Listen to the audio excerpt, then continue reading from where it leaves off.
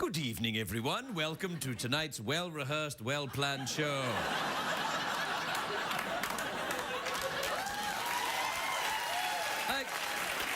Right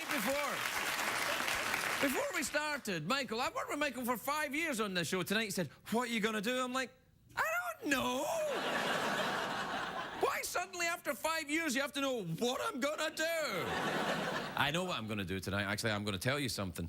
Guess what? My wife's pregnant. I know. And I was like, it's funny though. That's the noise that I made when I found out. Well, not when I found out. That's right, I give myself a round of applause after sex. Somebody has to. No, my wife's pregnant. I'm very happy about it. And I wouldn't have said... I twittered about it today on my Tweety, you know, Twitchy. And I wouldn't normally have done it, but somebody called me up and said, oh, somebody from the tabloids got hold of it. So I went, all right. And so I'll just say it so they don't go, oh, no, Mel Gibson.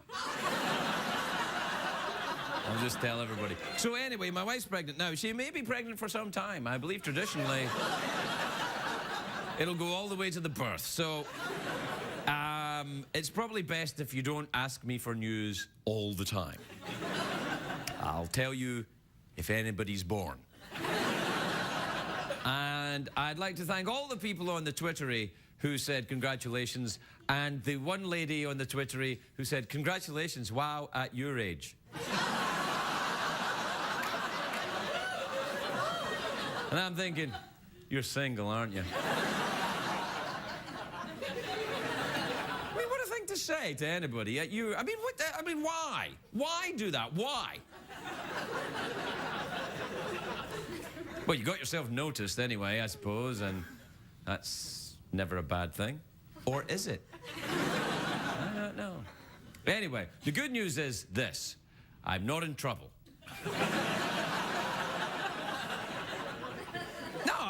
No, I know it's early, but still, or it might be late in your region. But what I'm saying is, it's nice to have some big news and it not to be, oh, sorry, everyone, I've been in prison.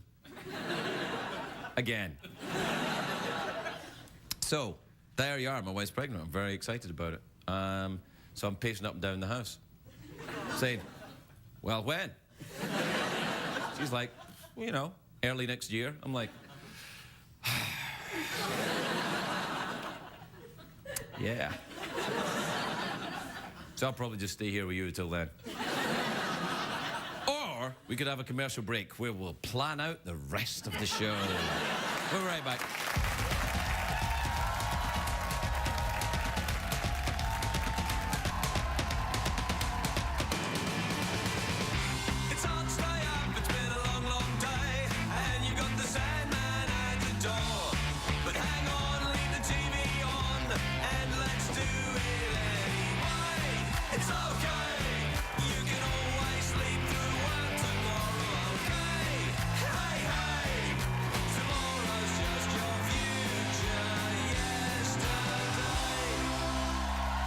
Ladies and gentlemen, Ferguson.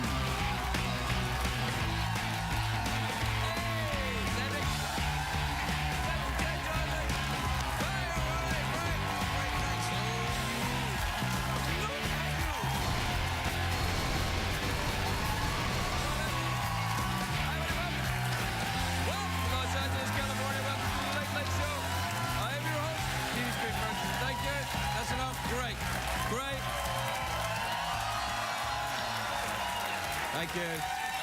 Right, that's enough. Really, it's enough. Oh, it's almost as if someone is controlling your applause by doing hand movements up and down. Before I come out, I heard the warm-up comedian saying, give me thunder. That wasn't thunder. That was like, It was good, though. I liked it. Guess what? It's like an M. Night Shyamalan movie, isn't it? The lady in the water. I can never hear anybody in the M. Night Shyamalan movie. It's a great day for America, everybody. Yes, it is. It is. Great day for America. A great day. It is. Did that robot just fart there? Voila! It's a great day for our beloved former Vice President Dick Cheney. He's recovering nicely after a minor heart surgery. Very simple procedure. Doctors installed a new heart device. It's called a heart. And the doctors say Cheney is in good spirits. That's because he gets to watch the guy in the next bed who's in complete agony. So he's like, ah. I'm kidding. All the best, Dick. By the way, Best Dick is the name of an honorary Academy Award I received.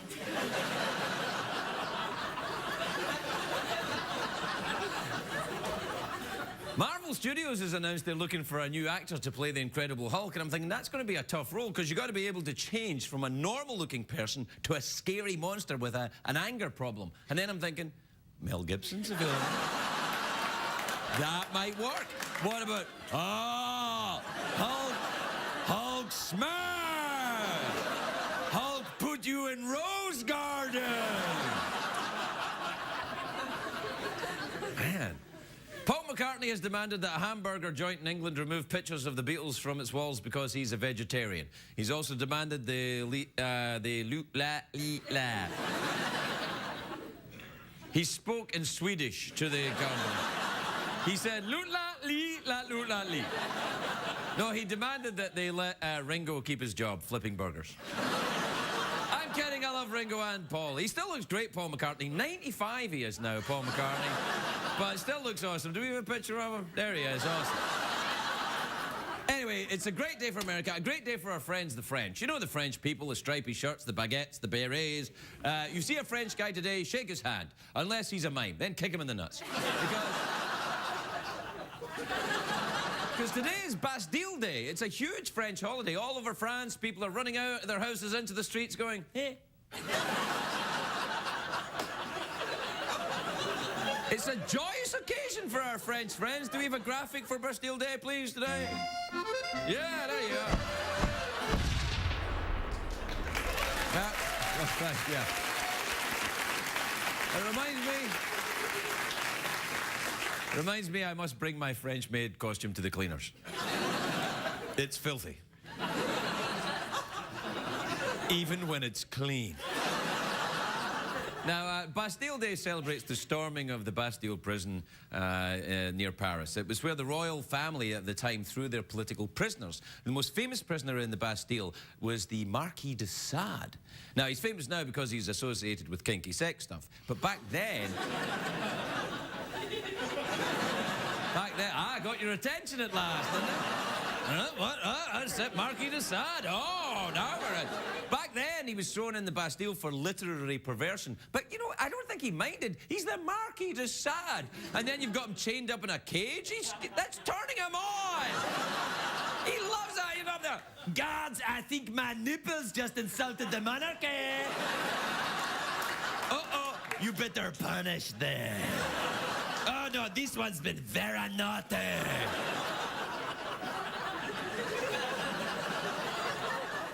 Anyway, it was on this day in 1789, the citizens of Paris attacked the Bastille. They freed the prisoners. It was the beginning of the French Revolution. After that, things got nuts. Marie Antoinette... Yes, I said nuts. Should we laugh? He said nuts. No, you're fine. Marie Antoinette, she heard that the peasants were starving and said, let them eat the cake. There's a lot of debate on whether she actually said that. Do we have a picture of Marie Antoinette? There she is. No. Oh, no, wait, that's not... Well, let me see, that's Elton John. He's, I'm pretty sure Elton John has stuffed a lot of cake in his mouth. I said cake! Meow.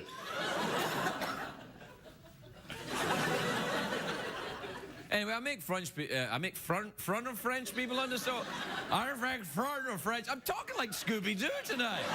I make fun of French people on the show. I don't know why I do it. I don't know why I do it. It's beautiful. I love France. Do we have a map of France? There you go, France there. There's a place in France, an English stand. Oh, mentioned, Narnia, Doctor Who stand, Switzerland, Graceland, and the Bay of Bora. All right there.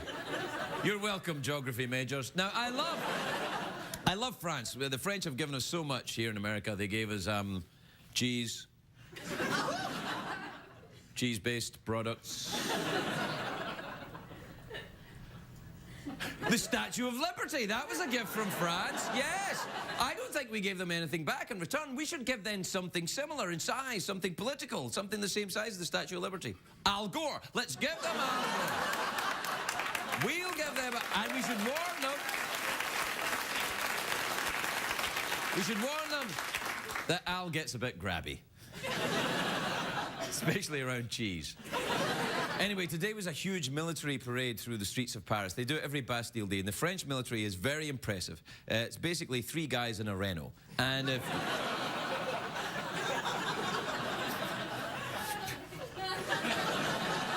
What? What do you want? Army, Navy, Air Force. Rare. If you provoke them, they roll down the window and throw brie at you.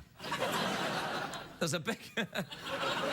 I'm kidding. There's a big French population right here in America. They're having Bastille Day celebrations today in New Orleans, New York City, and in San Francisco. Although I think San Francisco is just an excuse for a parade.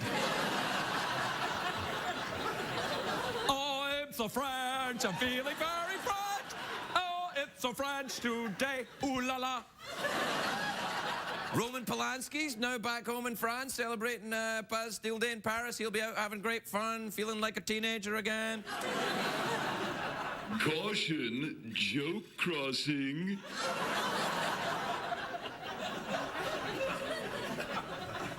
We're going to take a commercial break, and I'm going to beat the crap out of that scam.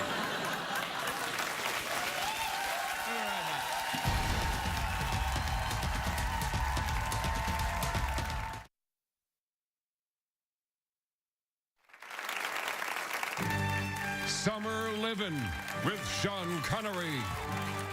Once when I was body surfing in Australia, I got into a wrestling match with a deadly poisonous sea snake. It was only after I had killed the beast that I realized I had simply lost my swimming trunks.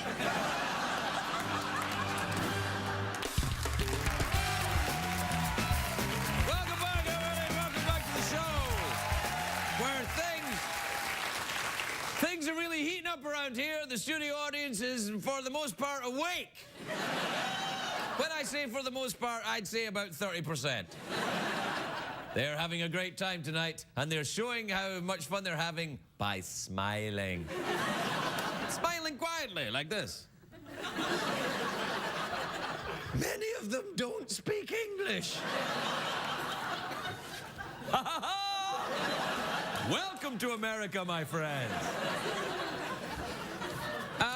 What time is it, Jeffrey? Craig, let's work in some tweet mails. Why, that's a great idea. Play the jingle. Twitter, tweeting, ephemeral, fleeting, Lugan web, space code, twit zone, ask mode, checks the tweets, Und also emails.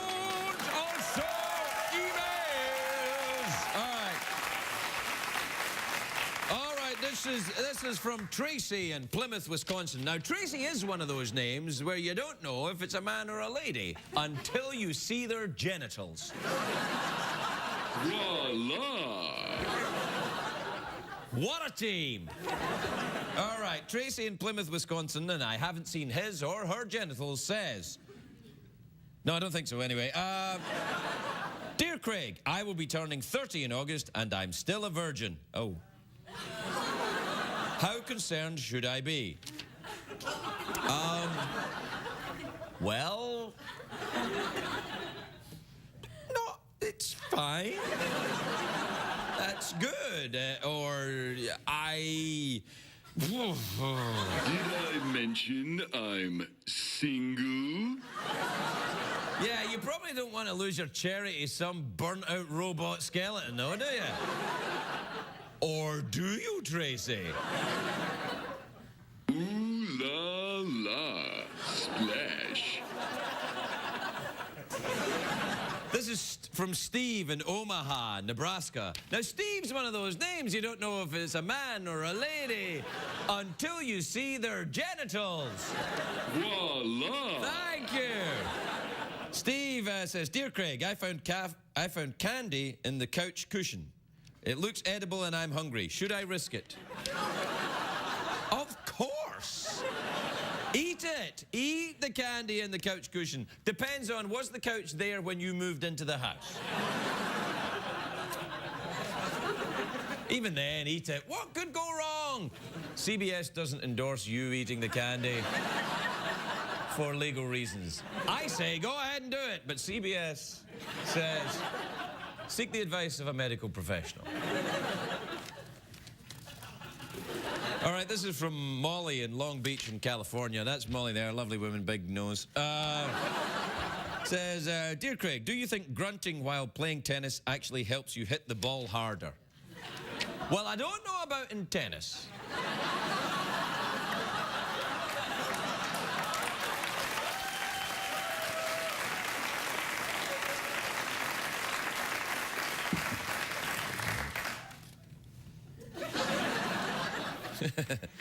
This is from Chris in Louisville, Kentucky. Now, when you're pronouncing Louisville, it's very important that you say Louisville. Because people, it sounds like it'd be Louisville, but if you go to Louisville and say, Hi everyone, I'm very excited to be in Louisville, they'll know you're from out of town. Because they expect you to say, Louisville.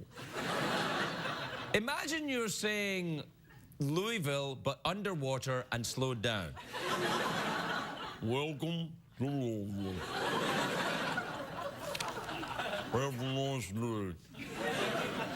From Chris in Louisville, Kentucky, he says, Dear Craig. Well, he says, Dear Craig. But I'll translate it. Dear Craig, there is a guy at work who keeps bothering me. How can I get him fired?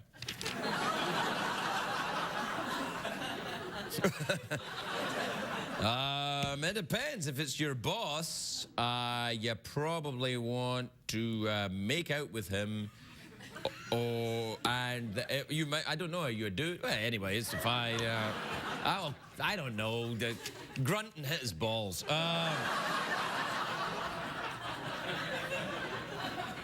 This is from Rita in Biloxi in Mississippi. I've been there. You say Biloxi, by the way, Biloxi. I say Biloxi, but I'm an affected European poof. This is Rita right now. She's actually a woman who tragically has a disease that makes her look like a chicken. I know. You go ahead and laugh at it, you heartless bastards. Go ahead and laugh. Laugh at her chickenitis. Anyway, Rita says, Do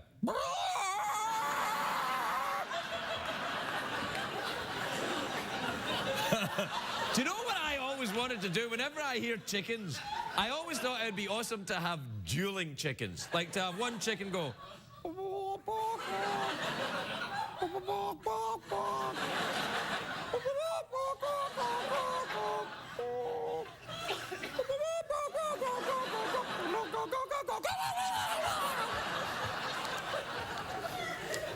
Anyway, Rita says,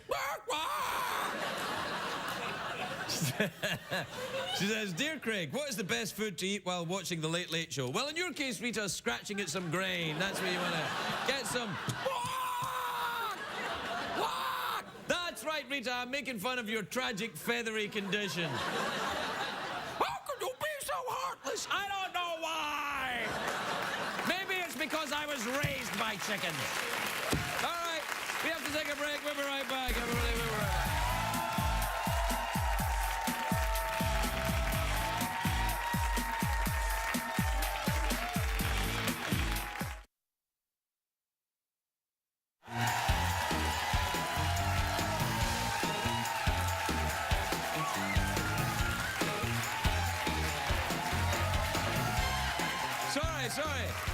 Sorry, everyone at home. I didn't notice you there. I was just explaining to the studio audience how my wife got pregnant.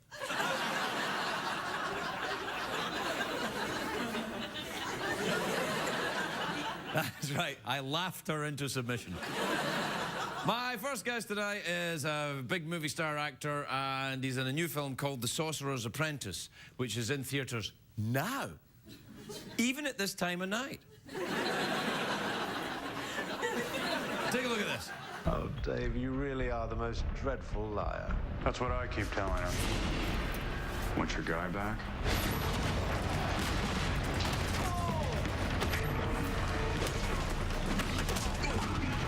It's been a while since I've seen the Hungarian mirror trap. I guess I'm just old-fashioned.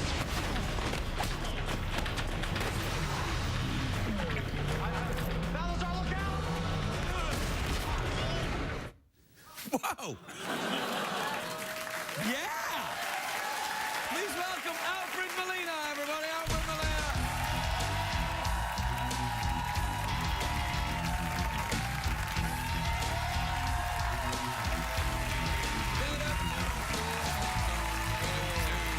After you. Oh, no, after you. Hello, Alfred Molina. How are you, dear? I'm very well, I'm very well. And can I just say congratulations on your wonderful news. That's Thank you very much indeed, yeah. Good to know it all works, isn't it? Yes, yeah, well... It's a relief. Well, yeah, well, even if it didn't work, I'm certainly happy with, you know, just running it through the motions just in case. Do you believe that lady that said, "Wow, congratulations at your age"? I'm 48 years old. Is that too old? No, of course not. Of course it's not too old. Not too old What age at are your all. kids? Well, I was young when I had my daughter was. I was 27 when my daughter was born. Oh. So I was. Does that mean you're better than me? No. It just means that it happened a lot faster. Oh. Well, I had that problem too, but... I can't imagine you having that problem. No, I Greg. did. I had to think about baseball. I think we... No, you're built for comfort, not speed, I can tell. Oh, come now. Oh. The film looks actually very good. Well, you can take that tone of surprise out of you. No, I didn't mean that. I mean, it does look very good, though, with the mirror and you get up close. Yeah, the old Hungarian. I love when they gave me that line, I thought, I haven't, you know... Well, after seeing, I had a long time since I've seen the old Hungarian mirror trick. I thought, no one's going to buy that. But of course, but then I didn't care because I got paid really well. Yeah, so, and also, the truth is, that's why they hire you, because you can sell that line. If they put, for example, Ryan Seacrest in there, they'd be like, well, what? Unfair to Ryan, I think. Well, all right, maybe not Ryan Seacrest. I saw his Hamlet, you know. Really? Marvellous. No. My Hamlet... Do you mean penis? No, I meant the small village he lived in. He's not Hungarian, you know, right? He's not Hungarian, no. Many people think he's Hungarian. Yeah. Why do you always put the ooh-la-la cup over here? I just figured this out. Every night I come out here, I drink, it looks like I'm being rude. Yeah, it makes you look like a dancer. I must fetch my beverage. Thank you. It's a long time since I've seen the old Hungarian cup trick. Have you been then, dear? I've been great, mate. You're here? I had my head shaved I was doing a play on Broadway and I had my head shaved for about the best part of 6 months. Really? And everyone kept saying, do you think it'll ever come back? Are you worried that it won't come back? See, that's that age thing again, isn't it? Yeah. Well, I read a story that's how Yul Brynner ended up sort of bald, because he shaved his head for a movie role, and then he got some illness or something. He got some virus or something. Well, that's the clue. And then his hair didn't come back. Well, it's the illness, not the shaving it off. Well, exactly, right. exactly. So I did that with my downstairs hair. When it ceased to when it ceased to amuse me, Alfred. It no longer amused me. I teased it into many styles and then I shaved it off. That must hurt. Does that hurt? It must hurt. That what, shaving off your downstairs hair? It must hurt. Yeah, but it hurts in an also Bastille Day way. Yeah. You're very happy about the Bastille Day. I think it's great. I think it's great because it means that people all around the world can legitimately indulge in really bad French accents. You know. Are you implying my French accent isn't completely authentic? I am so insulted. No, not at all. No, not at all. No, but that's why I was glad when France got knocked out of the World Cup, because it meant we could all start going around going, Where are the Molinas from, then? The Molinas, my dad was Spanish from Madrid, and my mother was Italian. From Torino. Fiery. Yes, fiery. My house, it was like the third act of Aida. Wow. It was like, A lot of screaming, a lot of shouting. Yeah, but very good food. Very good food. Very good food. Yeah, I was a big fat kid because I used to eat so much. I was just a big fat kid for absolutely no reason. Just because you were Scottish. I think, you know, when I think back to it, I didn't really eat that much. I was just fat. Oh no, we had It loads. seems terribly unfair. I was like, oh no, nothing for me. I actually got beaten up in school once for turning up at school with an avocado pear in my lunchbox. They were like, what's that? Yeah, what's that? Is that some kind of Nazi fruit? Yeah. What's that, you Italian puff? Yeah. You know, Really? No, because my dad used to. My dad was a waiter in a restaurant, and they used to. You know, one of the perks of the job was anything that was left over that couldn't be used, he would take home. So you know, he would come home like with little things wrapped up, and I came back with these a whole bunch of avocado pears, and I actually liked avocados. So I like avocados I too. took one to school the next day in my lunchbox. And they beat you up for it. I got smacked around for it. No, you see, the thing is, that's the English for you. Well, in Scotland too, that would be the same thing. If I brought in an avocado or some such device, like a banana or an orange, it would be like, who do you think you are? Lording it over us with your citrus. Yeah, no, I remember that. Yeah, no, and they ask you why you come here. Do you still hold avocados in your hand like that? Yes, well, I do a thing where my father taught me this because your father that was allowed to take things home from the restaurant. That's right. Yeah. Weren't being used. Yeah, he used to borrow food. Yeah, that's right. And you slice it the long way, and then you just hit the stone with the knife. We're still talking about the avocado, That's right. Yeah. Do you ever grunt when you hit the stone? With that. Yeah, and just do a little, very mild, very subtle. Oh. It's like, then you just turn the knife, and it pops out. The avocado. The avocado stone. The avocado stone. Yeah. Do you ever collect avocados? I should have told you all this when you were trying to get pregnant. I wasn't trying that hard. I actually warned my wife. I said, if we keep doing this, something's going to happen. She's like, I hope so.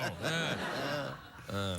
No, it's. How many kids you got? I've got one biological child, right, and 2 stepsons, and then grandchildren, and 2 grandchildren. Yeah, we talked about them when I was here last time. Yeah, that's right. I remember. What age are they now? In their 40s? The grandkids are now 25 and 30. Now my grandson's about to be 7 this year. And my granddaughter just celebrated her 4th birthday. Are they in America? No, they live back in London. I said America like that. Yeah, and I did that. I did that as if London was like, that way, London's just over there. No, that's rather lovely. No, it's very nice. Are you the bad wizard in the village? I am the bad wizard. Yes, I am Nick Cage's nemesis. And we started off. The backstory is that we started off as we were protégés of Merlin. Oh yeah. And thousands of years ago, Balthazar, Nick Cage's character, decided to take the high road, the road of good. Oh, and you went the other way. Yeah, I went the other way. And then at some point, do you say, "I am your father"? Something like that. But at one point, I do mention the fact that we were friends once, and we fell out over a woman. Ah, that sometimes happens. Thus is the way of the world. Yeah, absolutely. I sometimes go up to the interns around here and say to them, "I am your father." Well, you're old enough to be their father. I know, that's right, and it freaks them out. I thought you were going to slap me there when I said that. Oh, because I'm old enough to... No, I'm old enough to have a teenage child. Yeah, easily. Yeah. Easily. He said...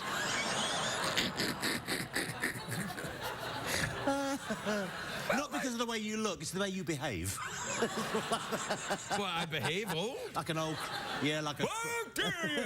What? Now get off my street, I'll put some plastic on it. Oh, my God. Oh, man, that's a very attractive watch. This is an antique watch. Really? Thank you for noticing it. My wife bought me that. It's an antique watch. Very nice, yeah. It's lovely. It's about... how old is that, then? It's about 60 years old. And you can tell that by looking at it? It tells you? Well, because... It tells me the time. It tells me the time. It tells me what the time was in 1947. It's 1947, and thankfully we won the war.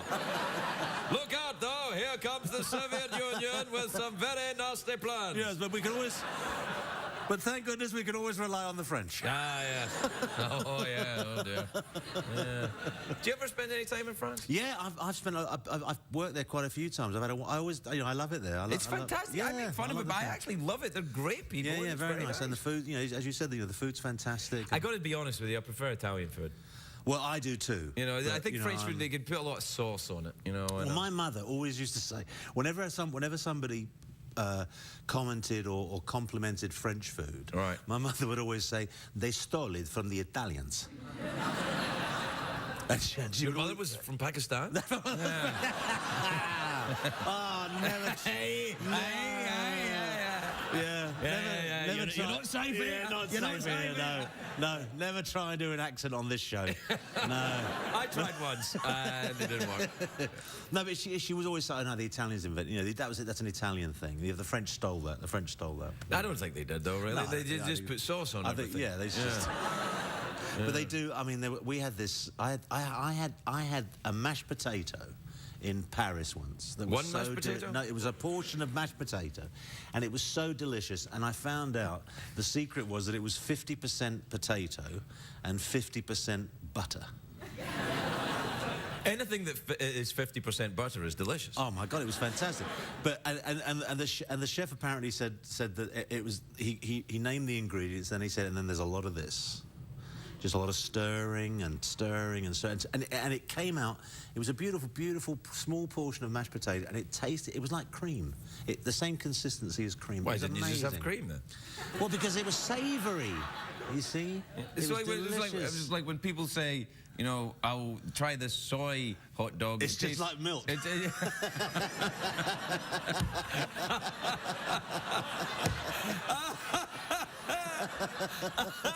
That's exactly what they say.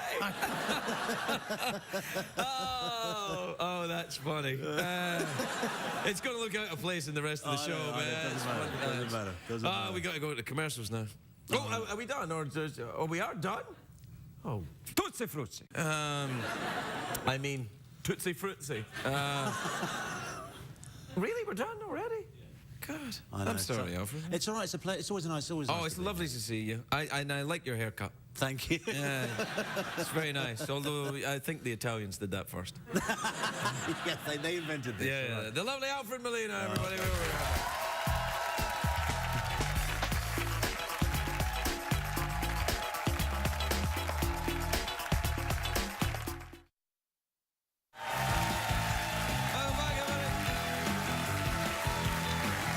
Welcome back. My next guest is a friend of this show. She's a very funny comedian. You can catch her this season on Mad Men. Please welcome the lovely Cathy Ladman, everybody. Cathy Ladman.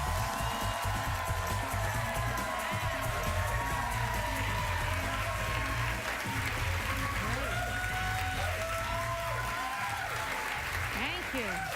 Thank you very much. Thank you so much. I have a 6-year-old and I'm exhausted.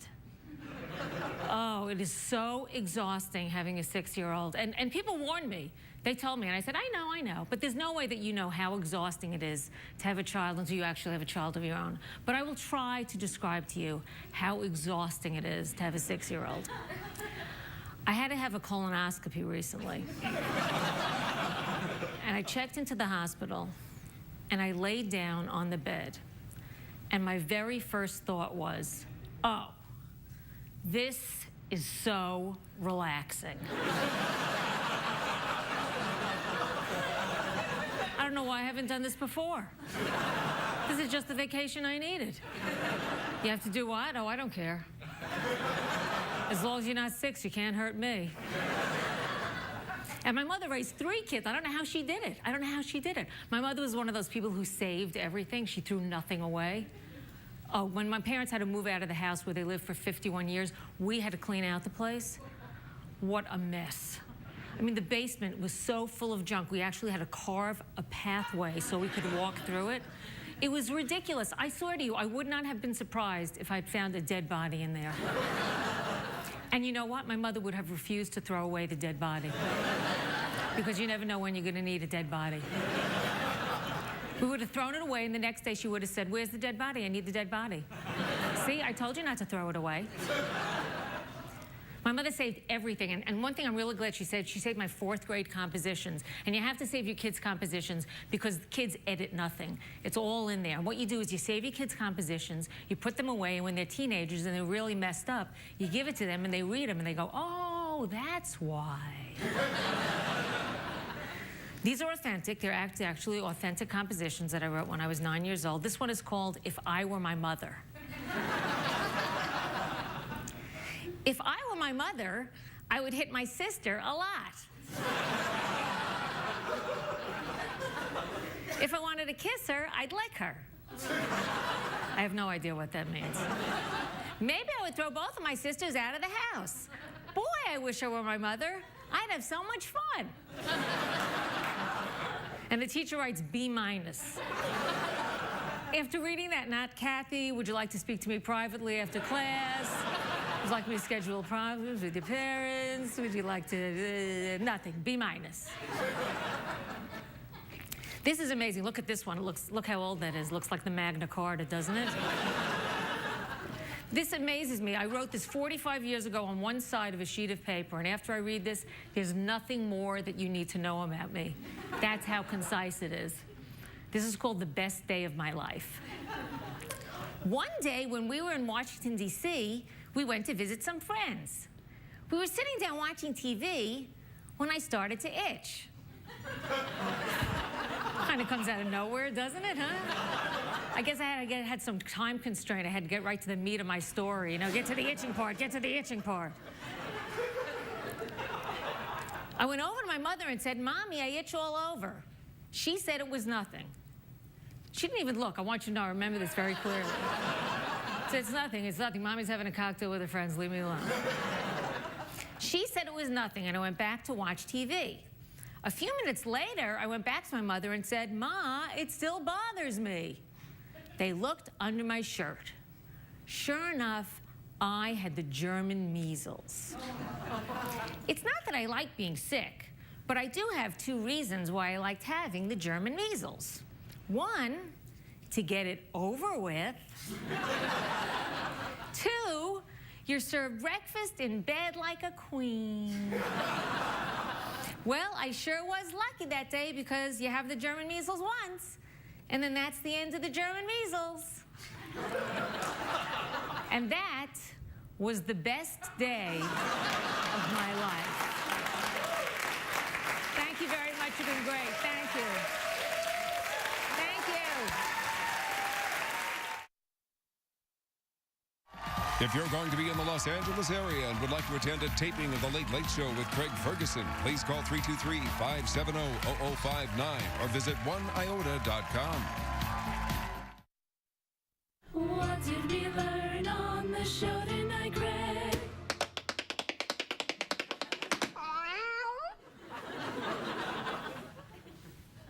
Bark, bark, bark, bark. Bark, bark, bark, bark. Ba-ba-burk, burk, burk.